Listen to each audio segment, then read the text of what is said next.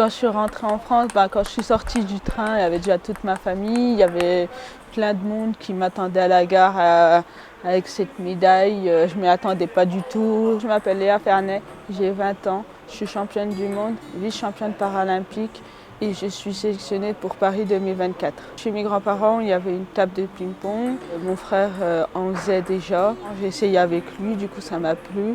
Ce que j'aime dans le tennis de table, c'est les entraînements, être avec des amis et les compétitions. Il faut de la vitesse, il faut du physique, du mental. Parce que quand les matchs durent longtemps, il ne faut pas en avoir marre tout de suite.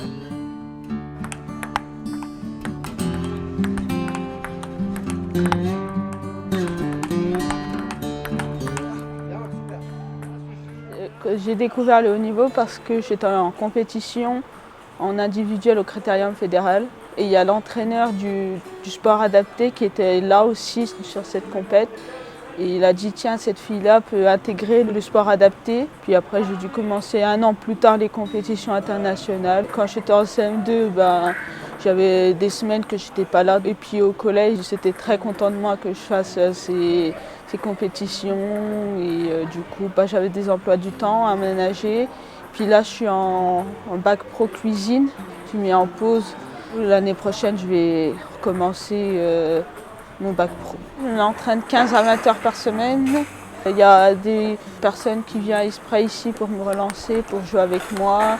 Il y a les gens du club qui jouent avec moi. Il y a de la prépa physique, 2 fois dans la semaine. Il y a une fois de la prépa mentale. C'est la respiration, visualiser les matchs. Les points forts et les points faibles de l'adversaire. Avec les entraîneurs, le soir, on regarde les vidéos des joueuses que je vais jouer le lendemain pour dire je dois faire ci, je dois faire ça.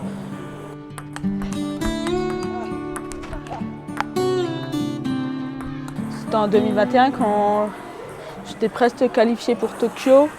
J'avais fait le TQP et il fallait finir première et j'ai fini première. C'était formidable.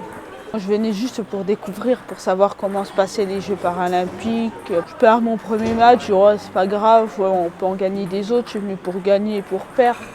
Quand je commençais à gagner, d'atterrir en demi, je dis c'est bon, t'es en demi, tu vas avoir déjà une médaille, c'est très bien. J'étais la plus jeune de la délégation. J'étais la première féminine à remporter une médaille en sport adapté. Quand je suis rentrée en France, quand je suis sortie du train, il y avait déjà toute ma famille, il y avait plein de monde qui m'attendait à la gare avec cette médaille. Je ne m'y attendais pas du tout. C'était extraordinaire d'avoir autant de monde qui m'ont suivi, le club, ma famille. Comme je venais juste pour découvrir, puis je ne savais pas que j'allais avoir une médaille à Tokyo. Et du coup, après, j'ai dit, je vais vite me reconcentrer pour Paris, comme c'est à la maison.